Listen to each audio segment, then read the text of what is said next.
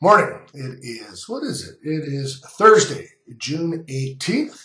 We're getting very close to the NHL draft. I have been speaking to some people around the NHL in the last little while, and it's amazing what GMs are up to right now. They're preparing for the draft.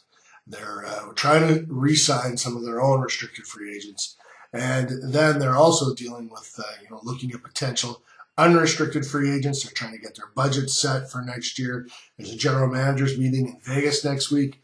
So all the GMs will be out in Vegas for early next week, and then they all need to get to Florida in the following days. I know that lots of GMs are planning on attending the NHL awards ceremony on Wednesday night and then flying all night long, red eyes to get to Florida, to get to South Florida for early on the Thursday morning. The draft, of course, starts Friday night. So some fascinating stuff. Ed Tate and myself will be at the draft for the Winnipeg Free Press. Let's get to some of your questions this morning. I wasn't feeling overly creative this early this morning and didn't have very many of my own ideas. So we'll talk about some of yours. Does Ehlers make the team, and if so, where does he slot in? It's from Mark Ho. I think he's got a chance. I think that the ability to send Nick Petan and Josh Morrissey across the hallway to the Winnipeg Moose or the Manitoba Moose because of their contract status. They're overage. They're out of junior. They can't go back. They could go back to junior as overage players, but they can go to the American League. So I think it's easier to put those kids in the American League. Sending Ehlers back to the Quebec Major Junior Hockey League, I think is not a perfect situation for the Jets. And let's face it, the Jets could use some of the high-octane offense that a guy like Ehlers can bring. So that will be interesting to see. And which brings me to another question. I've got this question from a bunch of places, and that is, why did the Jets re-sign Anthony Peluso yesterday? And they already have Chris Thorburn, who is a big guy that can fight, and at times they used Peluso and Thorburn together on the fourth line with Jim Slater, and I didn't think the line was overly effective. Paul Maurice, took me to task on that one night. We were having a conversation, and I said, I don't think you need both those guys in the lineup at the same time. And Thorburn is a more accomplished player, and I think you can get along with Thorburn.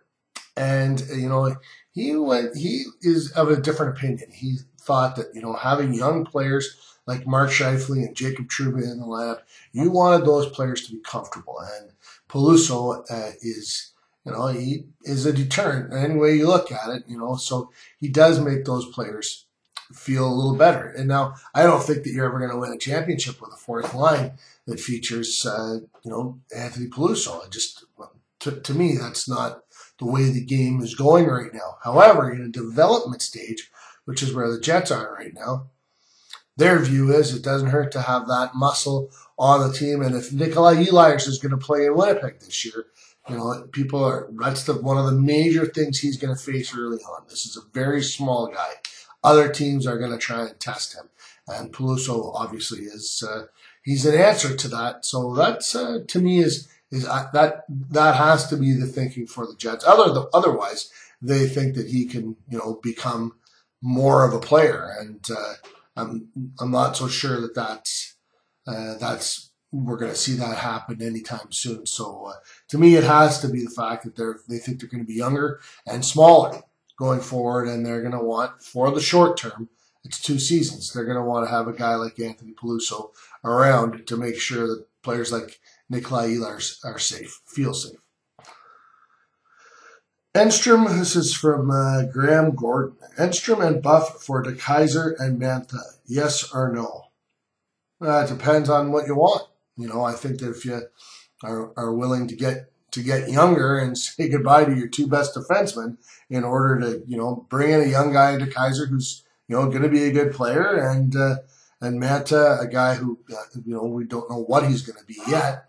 We think he's going to score goals in the NHL, but he's a very young player. So if you're willing to get very young, overnight and say goodbye to your 2 best D, currently your 2 best D, I think that's what you would have to look at.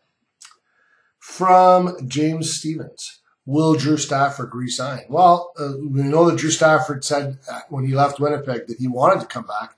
This was a place and a team that he wanted to be part of. It's all about money, folks. Where does he fit in? How much does he want? And we'll know the answer to that very soon. Where do you think the Bombers have improved the most, and what do you think is a must-sign for the Jets? That's two. Jimmy Lumbago. So we'll go with your first, the Bombers. Where do you think the Bombers have improved the most?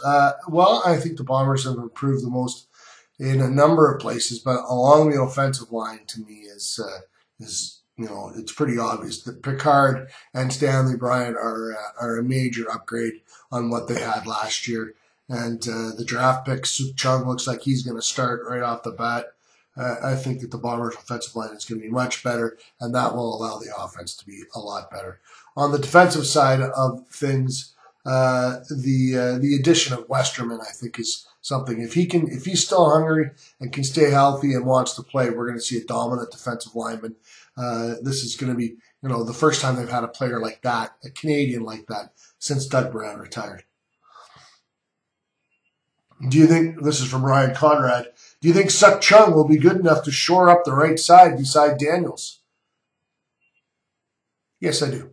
I don't think he'd be starting. If they didn't think he was ready to play, they have other options. He's a high-end pick. They want to win games early. They need to win games early. No, I think Suk Chung's going to be a pleasant surprise. What's the chances of the Bombers hosting a playoff game this season? I don't see it. They might get in the playoffs. I don't see them hosting a playoff game. They'd have to win, 12 games to host a playoff game? They won 7 last year. That's a major improvement. Calgary's going to be very strong again. Sounds like Edmonton's going to be good. I'm not so sure about Regina or BC. I think the Bombers could slip ahead of one of those two teams, but even then, that wouldn't have them. Let's do it this way. Calgary wins the West, so they get the bye. So then in the semi, you're going to have Edmonton hosting somebody. That's how I see it will work out. So hosting a playoff game, not for my money. Patrick Martin, what is your prediction for Bombers' record this season, and do the NHL Jets win a game in the playoffs next year? Well, let's see who plays for the Jets before we get into that. We don't want to do complete guessing here. What is the prediction for Bombers' record this year? I think that I've been saying this all along. I think they could win 9 or 10 games this year, and it wouldn't surprise me if they won 11 or 12. But so my prediction is 10-8. We'll get a couple more here real quick. What do you feel is the top end number for the salary cap for the Jets in 15-16? Let's say it comes in at 71. I think they'll spend $67 million. Does Buff get traded or extended this offseason? Well, this is a big question because, if Dustin Byfuglien, if he does, it goes this way. If he doesn't get extended this summer, I think you really have to think about trading him.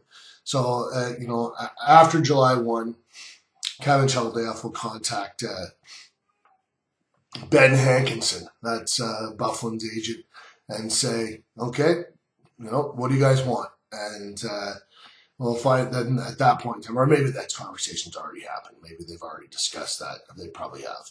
So Cheveldayoff will know how much money and how much term Byfuglien is interested in, and he'll have to decide whether or not he wants to, to go that far or spend that much. If he does, he'll extend him. If he doesn't, and he thinks that number is going to be something he's not going to be able to meet, I don't think he wants to let Dustin Byfuglien go to free agency and get nothing for him. So then he has to determine when is the best time to trade Byfuglien. And I would imagine that would be this offseason. You'd want to do something this summer. So, listen, the draft for the Jets, the potential for the draft to be crazy for the Jets and for Cheveldayoff to be, doing more than just making selections, it's pretty big. It will be interesting to see, whether or not the Jets, hey, they could pull a blockbuster on the floor. That'll be fascinating to see whether or not it's just all about Kevin Cheveldayoff bringing in new prospects, or if it's about the Winnipeg Jets getting involved in some major trading. So I think that's about all we have time for today, folks. Have a great day, and we'll talk to you next week. Thanks very much.